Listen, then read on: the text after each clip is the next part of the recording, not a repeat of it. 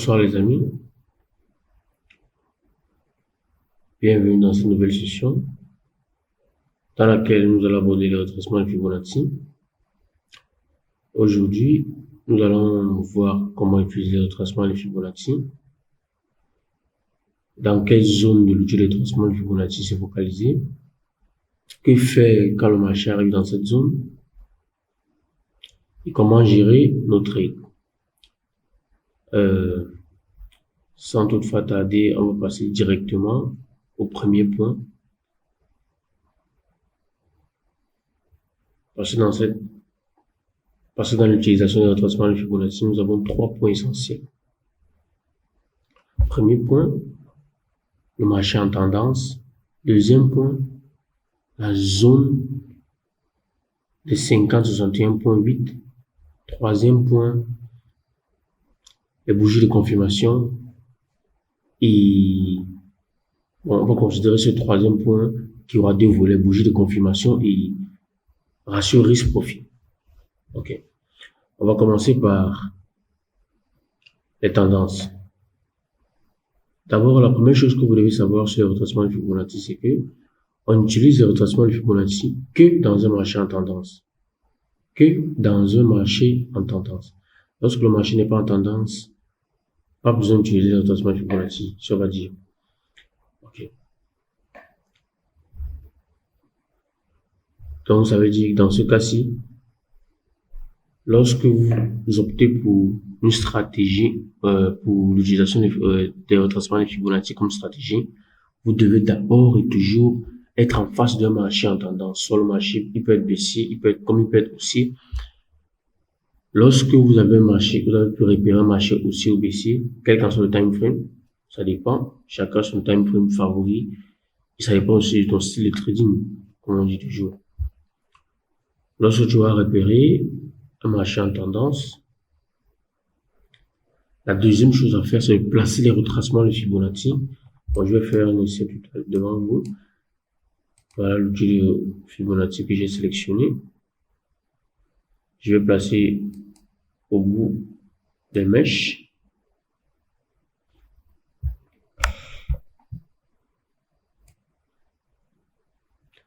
Là, on a la zone de 50, 61.8 ici. On prend un rectangle, on trace la zone.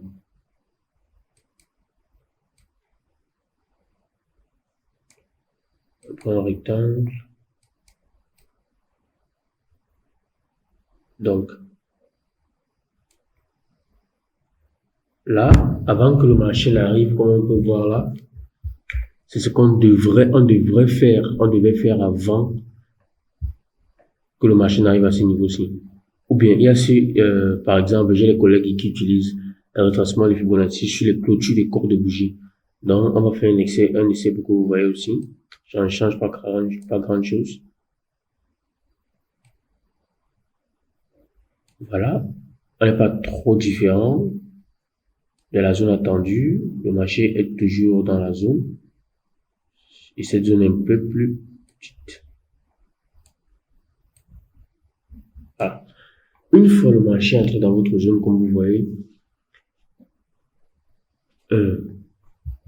il faut vous poser la question, est-ce que j'ai ma confirmation?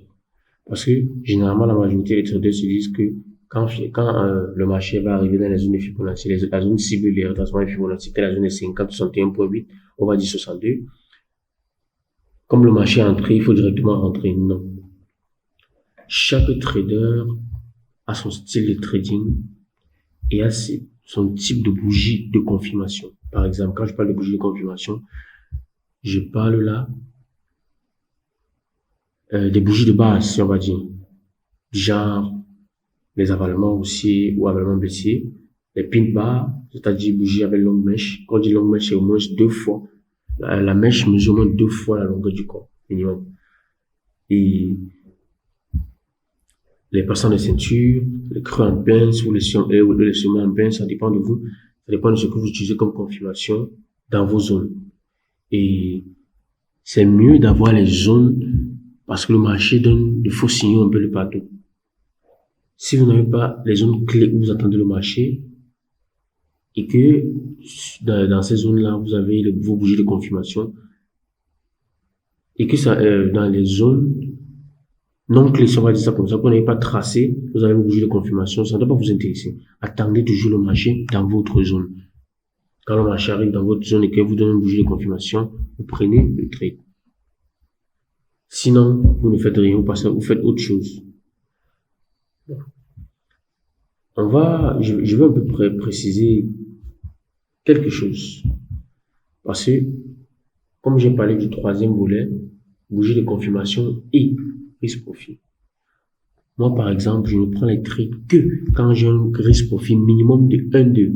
Je risque 1 pour avoir 2 fois ce que j'ai risqué minimum. Plus je prends moins de 1-2, je ne prends pas le trade, je laisse l'opportunité passer. Je ne sais pas si on se comprend à ce niveau-là. Par exemple, je dis ceci. Par exemple, on a eu, bon, moi, dans cet exemple-ci, on va utiliser la bougie avec longue mèche et confirmation avec corps de bougie haussière comme confirmation à l'achat. Par exemple, on a eu une longue mèche, une autre bougie qui n'a pas vraiment dépassé la précédente, qui n'a pas vraiment atteint la précédente et une bougie bleue qui est une bougie haussière, quelques bougies, on va dire marteaux pendus. Donc, disons qu'on prenait le trade ici, on mettait le stop loss là.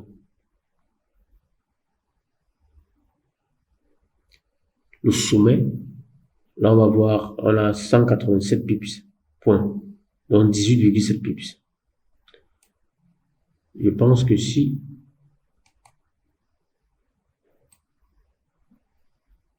on prenait juste le sommet, comme on l'a vu là sur les clôtures, on avait déjà minimum 2 fois ce qu'on a risqué. Parce que là on voit 426 points qui correspond à 4,2 pips. Donc on a au moins 2 fois ce qu'on a risqué. Et en risque, reward ou bien risque gain, risque profit, je vous conseille toujours de risquer la même somme dans l'ensemble de vos trades. Et je vous précise encore, les lots ne se choisissent pas. Ça se calcule, les amis. Arrêtez de penser qu'on choisit le lot pour prendre une position. Non. On calcule les lots, je vous rappelle. D'ici peu, je vais vous faire sortir une formation gratuite sur la formation Forex Trading Forex, et une formation payante où je vous détaille et je vous spécialise chaque stratégie, comment je l'utilise. C'est les trucs qui fonctionnent, comme le retracement de Fibonacci. Donc, vous devez l'appliquer comme je vous l'ai donné et vous verrez votre rentabilité s'accroître. Même si ce n'est que de 5% ou de 10%, c'est quelque chose en plus. Donc, on va résumer dans cette vidéo. Premier point, marché en tendance, haussier ou baissier. On ne prend pas les retracements de Fibonacci dans les marchés en consolidation. Deuxième point, attendre le marché dans sa zone, qui est la zone clé des 50 et des 61,8 ou 62. Troisième point, qui aura deux volets, on attend la bougie de confirmation dans la zone et on regarde le risque-profit.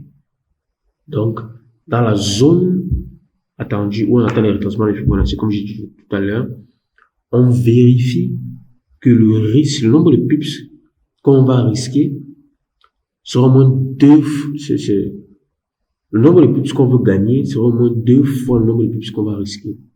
C'est très important. Un trading sans bon money management, si vous avez quel genre de stratégie, vous ne vous en sortez pas. Donc, c'est un conseil. Focalisez-vous aussi là-dessus. Je vous remercie pour cette vidéo.